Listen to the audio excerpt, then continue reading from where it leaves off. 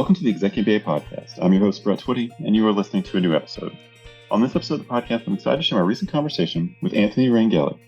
Anthony is a second-year student in our Executive MBA class of 2024, and he and I recently connected to talk more about his decision to pursue an MBA, what led him to Darden, his work as president of the Executive Student Association, what he's been enjoying about his second year, his upcoming trips to Italy and Vietnam, and so much more. I think you're really going to enjoy this conversation. So without further ado, here's my interview with Anthony Ranghelli. Anthony, welcome to the podcast. Thank you, Brett. Well, it's great to have you here. How are you doing? I'm doing well. Really trying to slow everything down going on at work, school, and home, and just trying to be present and enjoy the moment. It's hard to imagine there's only a few months left until graduation at this point. Yeah, gosh, you have what, 3 weekend residencies at this point until graduation? 3 weekend residencies, 1 global residency for me, and then LR2, leadership residency 2 at the end of April. So yeah, it's hard to imagine. It goes quick. Yeah, what global residency are you looking forward to? I'm going to Vietnam. We go at the end of February, so that should be a lot of fun. I've never been to East Asia, and just really excited to look and see at and experience different culture. Yeah, what global residency number is this for you? This will be 3. I will have gone on 4 global trips in general. So the first one was Australia. Second one was Finland, Estonia. I'm doing a global consulting project for a grocery store chain in Italy, and then Vietnam. Will you tell us more about your global consulting project? Sure. So it's with a company called Tulips Market. They're what's known as a dark grocery store, which means that folks don't go and shop in person. Everything is done online.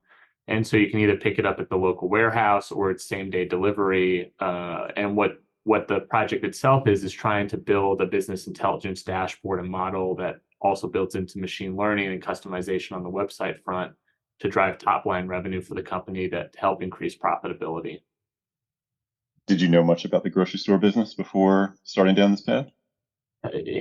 Not much about the business itself, but I do frequent a grocery store at least once or twice a week. Wegmans is my favorite. I probably could write a blog on how to navigate Wegmans and what to purchase and stuff like that.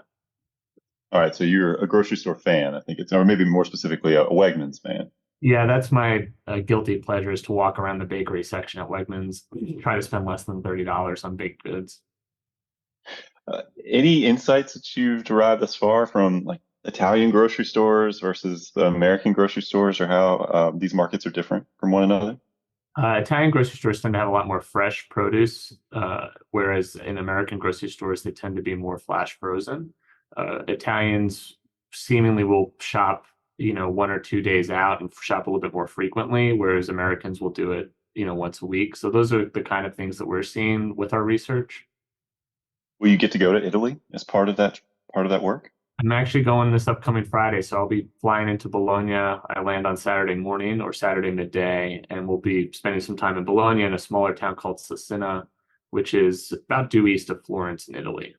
Will you get to meet with any of the leadership of the grocery store? What will happen during that week? Yeah, so we'll be meeting with the CEO primarily. His name is Enrico, and myself, Miriam, and Aparna. We're all part of the team that are working with this grocery store chain. And so we've got several different things for a workshop lined up. One is to present our research findings. A couple of them are more interactive items where we're trying to see where the business line units feel is best and what would help drive the most revenue, so that as we're developing these business intelligence dashboards and their model going forward, it would have the most impact. There'll also be some technical sessions to understand the data dictionary, things along those lines. All right, so you have a lot to look forward to. Two global experiences, a few weekend residencies, and another residency down in Charlottesville for LR2. Are you looking forward to that second trip to Charlottesville? I am. I always love being in Charlottesville. There's a vibrancy to the culture down there. Being on grounds is always special. So this is my second master's degree with UVA. And so there's a feeling, and I've always had, I'm sure most people do, when you're on a college campus, of just opportunity and growth, that the possibilities are kind of endless there. And I just love that atmosphere. And so just kind of being there, and then obviously being amongst our cohort and my friends and being able to celebrate and kind of wrap everything up together is going to be a really special time come April. All right, well, let's talk a little bit more about you. Who are you, and what's your background? That's a great question. I truly never know how to answer this because I don't consider myself to be one thing, but a little bit about myself. I'm a father to an amazing three, almost 4-year-old daughter, a husband to a very supportive wife. Being in the MBA program, is a time commitment. I'm a diehard Yankees fan. I have been my entire life. And professionally, I'm currently the Chief Information Officer for Community Bank, BCT, based out of Charlestown, West Virginia. Professionally, my background started as an IT support specialist outside of undergrad, worked my way through engineering and help desk manager, eventually IT director. When I finished with my first master's in management of IT, I became a CTO here and recently received a promotion to Chief Information Officer. All right, so that's a lot of growth and promotion, and obviously graduate school has been part of that. How did you decide that you wanted to pursue an MBA? You already had one master's. How did you decide this was the right next step for you? That's a good question. It must have been around 2018 or 29 when I was finishing my first master's degree. I knew that this was not going to be it for me with respect to formal education. I remember talking to a few schools at the time and inquiring about their programs and what it took. I told them at that point I didn't have enough left in the tank to do back-to-back masters. It is a big time commitment. Um, but I always knew I wanted to do an MBA because long term, while my whole career has been in technology, I've always wanted to shift to do more operational and business aspect, also be able to provide more value holistically to an organization. So I knew an MBA was always in the cards. The real question was when. And so about 4 or 5 years ago, I would say that's when I started looking into it. And eventually we um, made the decision that now was the best time. How did you figure out that timing question? I think we looked at things holistically. So, we had at the time we had a newish born baby. I think Bridget was 1 or 2. We wanted to get done before she started kindergarten. So we wanted to get it wrapped up before she was 5 or 6. Um, and the pandemic was kind of underway. Not We were kind of coming out of that. So we felt safer kind of being around people. And we just looked and thought, hey, this is the best time if we're looking at the next 30 years to get this done. No time like the present. It'll also maximize the value of the degree because I'll be able to leverage it sooner. So it was a number of factors, personal as well as strategic. All right, how did you decide Darden was the place you wanted to pursue your MBA? A couple things. First being the UVA connection. As a who already, UVA has a special place in my heart. I love being down in Charlottesville, so that's one thing. The other is Darden's reputation. Darden's widely regarded as a top 10 business school, and I knew that having the opportunity to go here would be a tremendous opportunity for my career. And lastly, the networking community. I know a few Darden grads just through my normal network, and they always mention the strength of the network, the value of the degree, and the quality of the faculty. And so I wanted to be part of that and help become a piece of Darden. All right, so you come to Darden, you're a brand new executive MBA student. You've got work commitments, you've got obviously a lot going on, your personal life, family life, and now you've added school to the mix. It's not the first time that you've done a working professional program, but what was that? What were those first few months at Darden like for you? What was the adjustment process like? It was an adjustment. It's always an adjustment going back to school because you're trying to rearrange your life to an extent, prioritize different things, make sure that your spouse and your kids or anyone else in your life, your friends, know, hey, I'm doing this. This is important. So I'm not as available as I'm going to be. But for me, I knew what it took. So making sure that you prioritize and say, hey, I've got school Tuesday, Thursday evenings, or Tuesday, Wednesday, Thursday, depending. And then you've got these weekend on-ground residencies, just prioritizing, putting on the calendar, and dedicating time to study. So one of the first things I did going into LR1 was assess the amount of time it took me to work through a case or through the prep work. And this might sound a little crazy, but it takes me about 3 minutes per page to do a case. So if I know the number of pages to read and prep for, I budget 3 minutes per page and find the time throughout the week. And so our daughter was going to bed around 8 p.m. at that time. So when she was asleep, from 8 to 10, I would be doing schoolwork. And then, nights there were class, I'd do class 7 to 8:30, 7 to 9. So. And do you feel like you've gotten more efficient at some of those things as you've gone through the program? Yeah, there are a couple of tools that I've started leveraging that might read a PDF a little bit quicker to me. I know that Microsoft Edge has a built-in PDF reader, so it'll read so I can have two screens while I'll highlight it while it's reading it to me. I found that kind of helps. And then working with our learning team for on-ground residencies, there tend to be 10-ish cases that you'll work through in any given weekend. And so dividing and conquering and leveraging the strength of your team also kind of helped a little bit. Yeah, I know that you also took on a leadership role within your class. You want to talk a little bit more about that? Yeah, so coming into this program, I reflected back on my first executive format MBA or master's degree rather. And I at that point I had a lot of what we consider to be imposter syndrome. Do I really belong here? What value am I bringing? Items like that. Going into this program, I had a lot more self-confidence. I knew that I had the ability to perform well at a higher graduate academic level, particularly at a school as well known with the faculty and demands as UVA. And so out the gate, I decided it was important for me to be a student leader to help everyone I can achieve that confidence and skill set to be able to perform in class. So I signed up to be a first year class representative with Matt and Colin, two of my cohort members. We had a really good time. And I feel like we were doing a decent job. And in your second year, they do class elections for student leadership, and I ran with Ebony Brown, who's a tremendous individual. She's on a different podcast episode. I encourage folks to listen to that too. But she and I ran as president and vice president, and there's no campaigning that's supposed to be done there, and I just was hoping that the video that we created with what our message was, why it was important, and what we thought we can offer would resonate with individuals, plus the work that I'd done prior. And we won. We won the election and became class president, class vice president. And the other individuals who ran for campaigns more or less have all taken on student leadership positions on what we call our ESA board.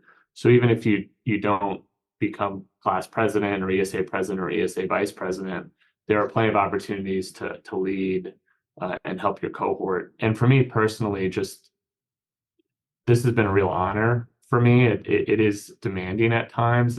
There's no shortage of inquiries and questions and sometimes problems that arise from the student base. But to have the confidence of your cohort to help them navigate through these challenges has been really rewarding. And I honestly would do anything for anyone in the cohort. And it's been one of the honors of my life to have this position.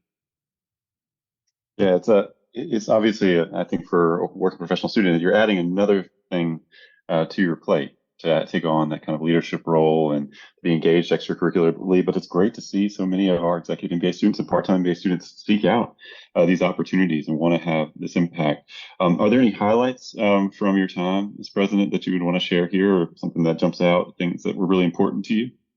There's a couple. I had an opportunity to lead the last session of LR1 for the incoming class of 2025. And so it was really kind of a powerful experience to see them after they'd been through a week of, really huge adjustment, getting to know everyone and set them up for success. Was really powerful. Anecdotally, there's a member of the class, Richard Chalky, who always comes up to me and he nods his head, was Mr. President. And I'm not big on titles. I could take or leave it. You can just call me I think people know what my role is as a student leader for the class, and the president title doesn't mean a ton to me. But I when he does that, I always kind of chuckle and find it kind of funny. There is really no power in the class president role. When I was in Australia, there was an animal sanctuary that wanted to see student IDs, and I went up and was like, "Hey, I'm the ESA president. Like, I can vouch for all these people," and they quickly put me in the back of the line. So don't think there's a ton of power that comes with the role. Or it may not translate immediately outside of the Roslyn area, perhaps, at least not to Australia. No, it ends at the border. That's for sure. But it's been rewarding to help people with their individual challenges as well as the macro challenges, and to give back to Darden.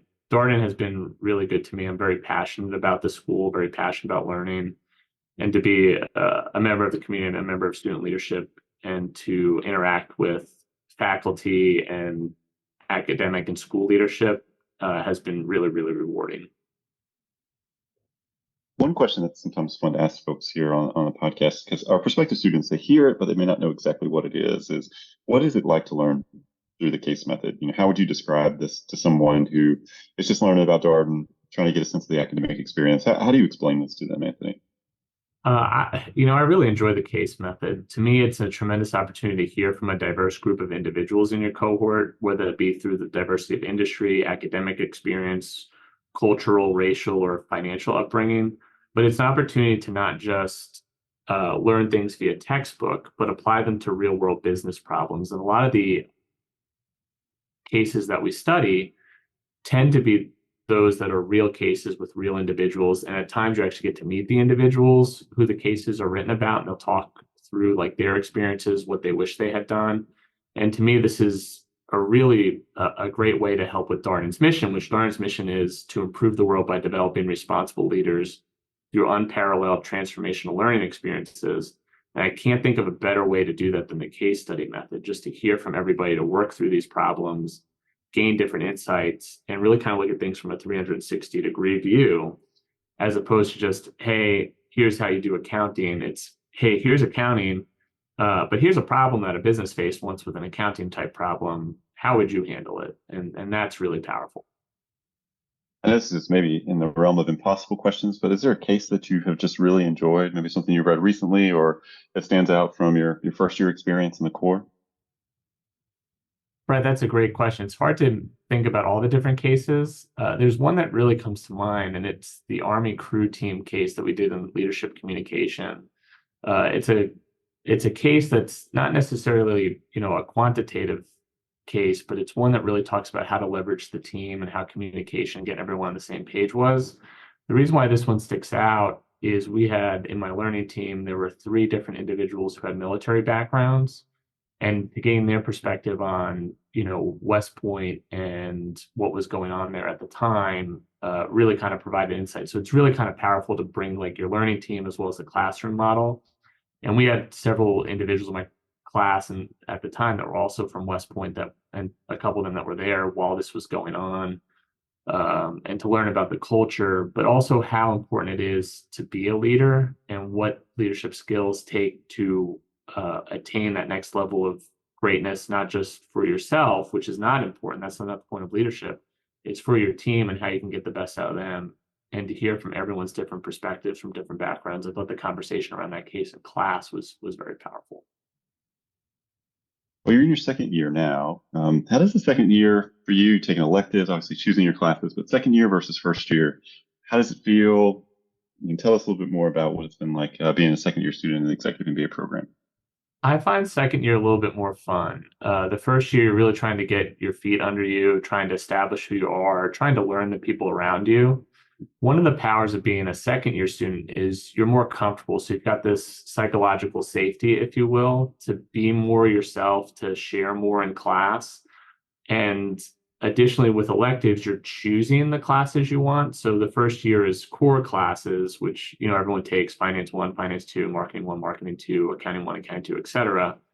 And those classes are great, and it's fun. I never took economy in my life. I absolutely love both our economic professors and the classes. But now I'm doing stuff that feels even more uniquely Anthony. So the courses I'm taking are the ones that I want to take, as opposed to ones that are required. So going to an MBA program is something that you're doing kind of for yourself or for your family, and this kind of elevates it to the next level. And the classes tend to be smaller in electives, which allows you a little bit more intimate conversation with everybody. So I don't know, I'm enjoying it. Like I said at the beginning, just trying to enjoy the moments, kind of slow things down, and really kind of take away as much as I can. Any electives that you've taken over this year that really stand out to you or that you'd want to mention here? I could probably mention everyone. There are a few. Data analytics with leadership in a sports context was one of the most interesting classes I'd ever taken. And so you're doing a lot of regression type analysis in that class with the view or the lens on sports in general. And so you're figuring out how decisions are being made in sports, how decisions are being made in a draft, and how you're quantifying qualitative stats. And at the end of each class, or towards the end, you would then leverage like the sports data and how sports are leveraging this information into, a non-sports industry, and how you can make quantitative analysis and qualitative stats for performance evaluation metrics and things along those lines. So that one sticks out quite a bit. Jim Dieter teaches that one with Kevin Cullen, who works for Monumental Sports in DC. It's just a really cool, interesting class, just very unique from any of the other MBA courses that I've taken. That does sound like a really interesting class. Do you have outside speakers that come in for that class? We do. So we had an individual with the Ravens who works with their performance analytics team, and he talked how they draft and how they actually look at past behavior and how they rate them, and how they put that into their model when they're looking at who to draft. Because oftentimes, the margins from an athletic standpoint are very close. There's very few Patrick Mahomes in the world. There's probably a few more quarterbacks and NFL players that might look more like a role player, and trying to figure out who of those would be the best fit for the culture of the team is really important. Super interesting. So you're here. You are in the second to last quarter of the second year program.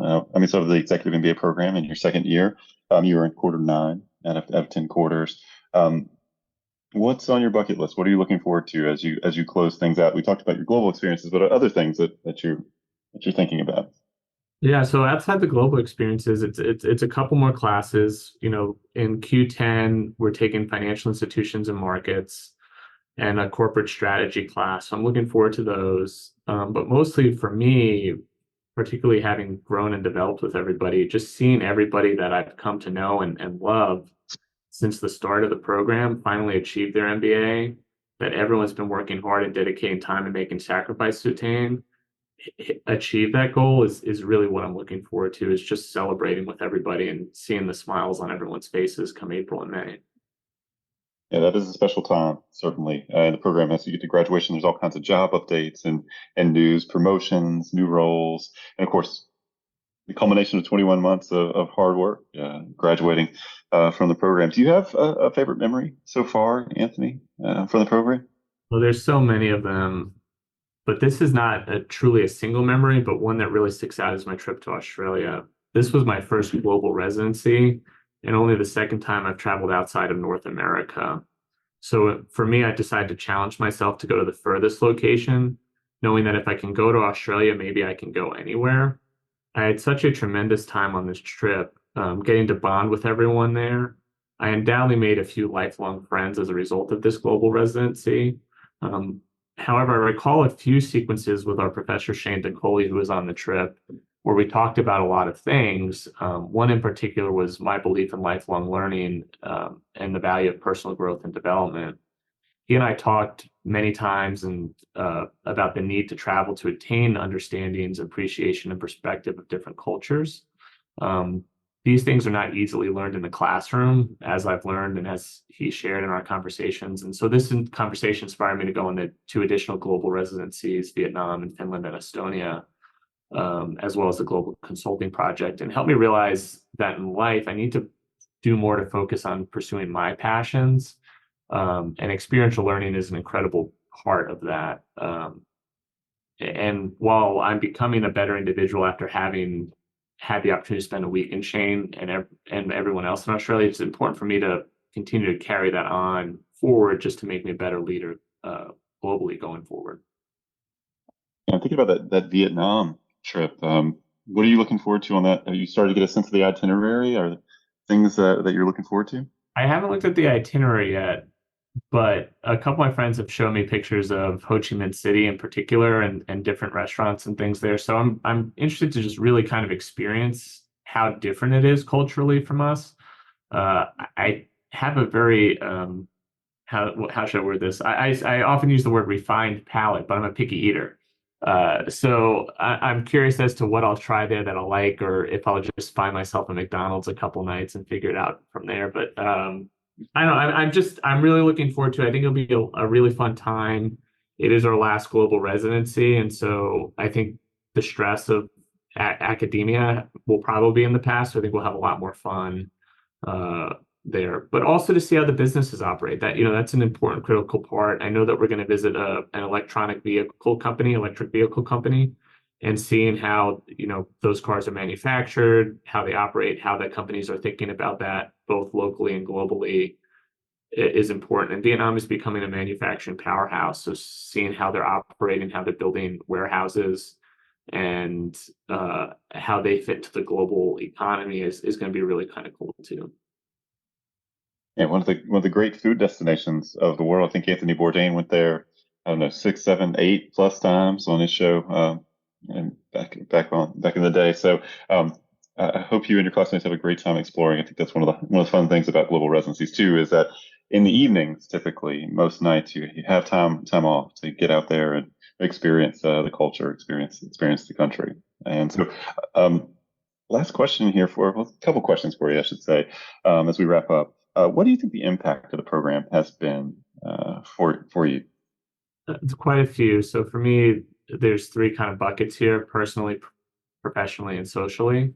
So personally, I have a bit more confidence in myself and my abilities. I also have the competency to contribute across not just multiple business domains, but also assist myself and others in living a good life and helping them achieve their goals, whether that be professionally or personally. Professionally, my company clearly has recognized the growth in me from a business perspective. It is undoubtedly the reason why I'm now this chief information officer for the company, why I oversee more operations in addition to technology. And then socially, just having the network of friends that I've developed, and many of them I expect to remain close with the rest of my life. The MBA program has been really impactful, and I expect it to carry on until the end. All right, Anthony, last question for you. What's one piece of advice that you would share with our prospective students, something you would encourage them to think about? I'm going to give you two because I don't like giving just one.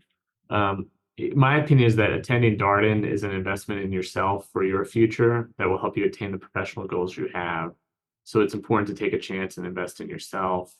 And then lastly, if you're on the fence or nervous about attending the EMBA program, I encourage them to sit in on a class, talk to alumni, current students about your concerns. As I said out the gate, I believe in lifelong learning and education and how important it is for folks to attain it because it follows you everywhere. And taking a chance and knowing how to grow and learn will help you in every aspect of your life. So not just learning in the MBA, but learning how to continue learning as an adult will really kind of help carry you forward. Well, Anthony, thank you so much for your time. Excited for you and all your upcoming travels. Safe travels to Italy, and then, gosh, turn right around and head out to Vietnam. And look forward to being with you and your classmates down in Charlottesville for LR2. That is always a special week. It's the last academic experience in the program, and there's such a real kind of last week of school feel to it. Maybe feels like to me, like seniors getting ready to graduate from high school or college or any of that. That energy is still very much a part of that week, and I really love it. Thank you, Brett. Yeah, I'm looking forward to it too, and it'll be a really fun time just to celebrate and be there with everybody one last time. And that was my interview with Anthony Ranghelli, a second-year student in our Executive MBA class of 2024. As always, if you have any comments, suggestions, requests, anything you'd like for us to cover here on the podcast, we're all ears. We can be reached at exec, that's EXEC, MBA@darden.virginia.edu. Until next time, stay safe, be well, and thanks for listening.